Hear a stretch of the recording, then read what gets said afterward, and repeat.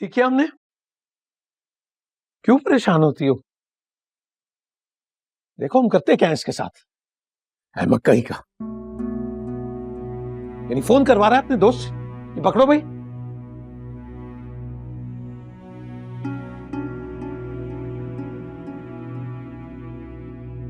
संभाल लेंगे हम उस हर चीज को। हम हैं तुम्हारे साथ। अच्छा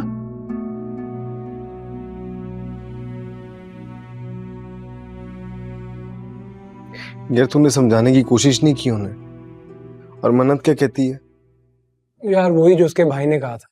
मैंने तो वहां इस उम्मीद से फोन किया था कि शायद वो अपनी अना को भूल कर उसको खुद छोड़ने आ जाएंगे। और तेरा क्या बताता कि तेरे पाँव पे मेहंदी लगी है? या सच बोल देता कि आंटी ने तुझे दूध न बख्शने की कसम देकर रोक रखा है। यार मुझे कुछ समझ नहीं आ रहा था।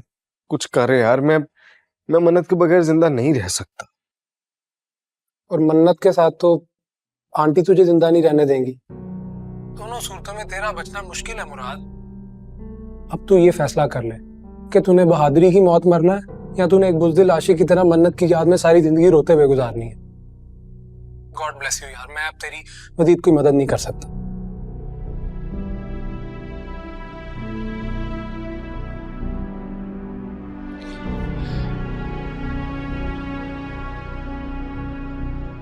मुराद भाई,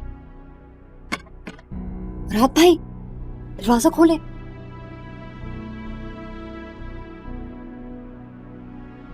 मुराद भाई, कितनी बार तुम्हें मना किया निकी कि मेरे कमरे में खाना लेकर ना आया कर। नहीं है मुझे भूख। और जाके अम्मी को बता दो, उनकी दी हुई कसम नहीं तोड़ रहा, चाहे मेरी भूख से जान ही क्यों ना चली जाए। अम्मी ने नहीं भेजा है, मैं लाई हूँ आपके लिए। और भूख के कितने कच्चे हैं आप, ये हम अच्छी तरह जानते हैं। एक वक्त का खाना तो स्किप होता नहीं, भूख हड़ताल खाक करेंगे।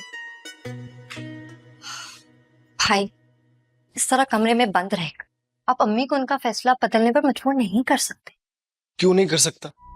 कितनी जिद्दी और अनापरस्ती की नौज है, माँ है वो हमारी। एक ने एक दिन उनका दिल जरूर पिघ लेगा। बेटा हूं मैं यार।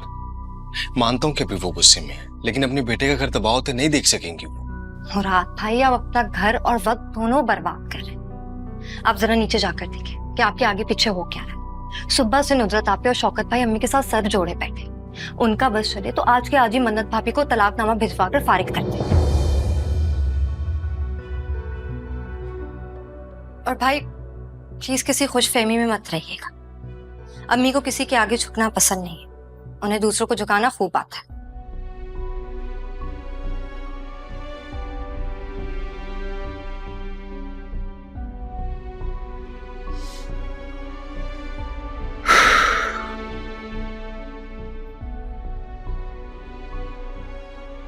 मेरी बात हुई है फिर से, वो कह रहे इतना बड़ा मसला नहीं है।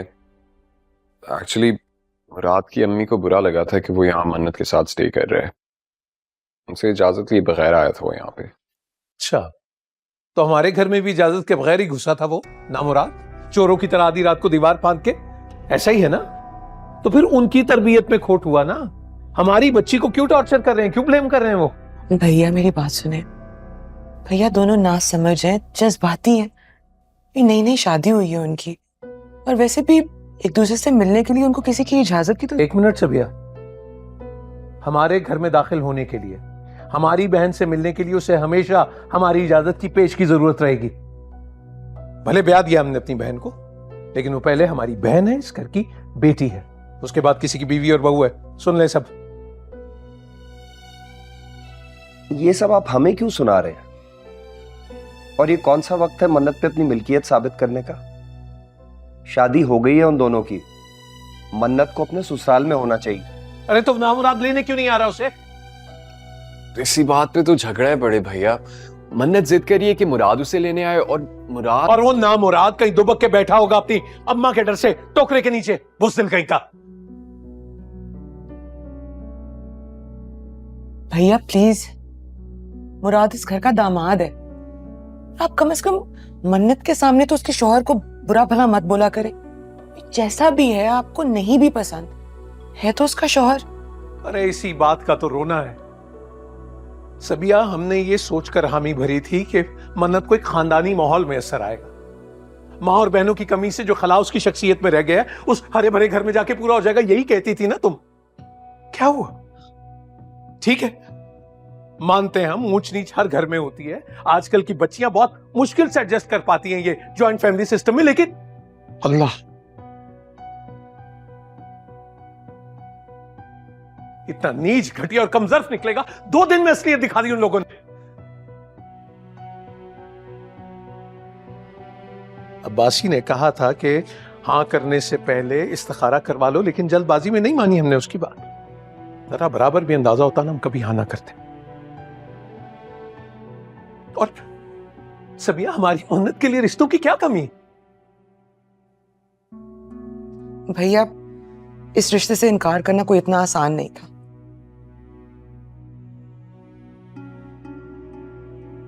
हमने आपको बताया नहीं, लेकिन मन्नत की मर्जी, उसकी पसंद इस रिश्ते में पूरी तरह शामिल थी। दोनों एक दूसरे को पहले से जानते थे भैया।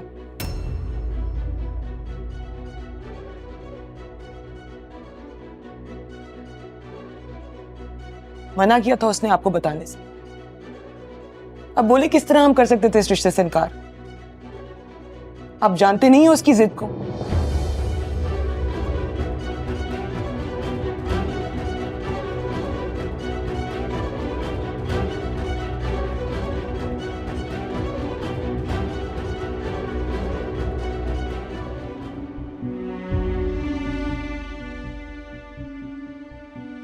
पीपीओ का चेक करना पड़ेगा, कहीं शूट ना हो जाए।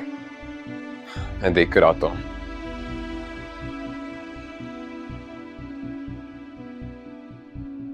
What? I had to tell him. इससे बेहतर मौका नहीं मिला था।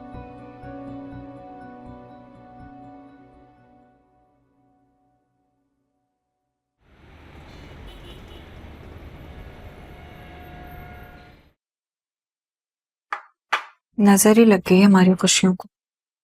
मुराद भाई का हंसता बसता घर उजड़ रहा है। फैसल, मुझे तो समझ नहीं आ रहा ये क्या हो रहा है। मना किया था ना कि हर बात आंटी को बताने की जरूरत नहीं है, लेकिन तुम और नुसरत बाजी सुबह उठते ही पहला काम ये करते हो कि आंटी को फोन मिलाते हो और फिर नमक मिर्च लगा कर ना बात बताते हो। हमारा कसूर है, उसका नहीं है जिसने झूठ बोला है। आपको पता है फैसल, मुराद भाई और मन्नत ना एक ही ऑफिस में काम करते थे शादी से पहले। शादी से पहले कई अरसे तक मिलते रहे। मुराद भाई ने शमी मारा को पैसे खिलाए कि अम्मी से हाँ करवा दें। मुझे तो समझ ही नहीं आ रहा भाई, एक लड़की को हासिल करने के लिए इतने झूठ बोले, अपने करीबी रिश्तेदारों के दिल दुखाए। खैर, झूठ ना सामने आ ही जाता है, फिर वो चाहे हमारे जरिए होता है या किसी और के जरिए।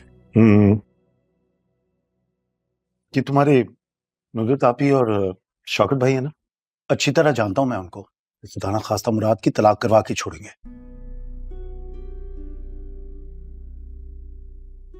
अच्छा फैसल, आप मुझे एक बात बताएं, अगर आप होते मुराद भाई की जगह तो आप मन्नत की बात मानते या अम्मी की कसम की लाज रखते? मैं ऐसा मौका आने ही ना देता। भाई, औरतों की बात तो वैसे भी नहीं सुननी चाहिए। मर्द को वो करना चाहिए जो उसे सही लगता है।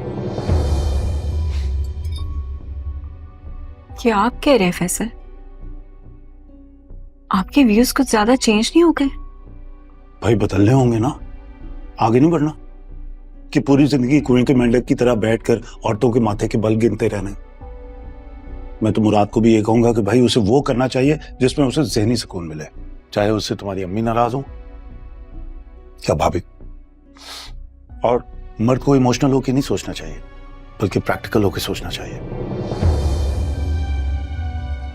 समझी? चपाती बनाइए कि बिरयानी कराओगी? हाँ।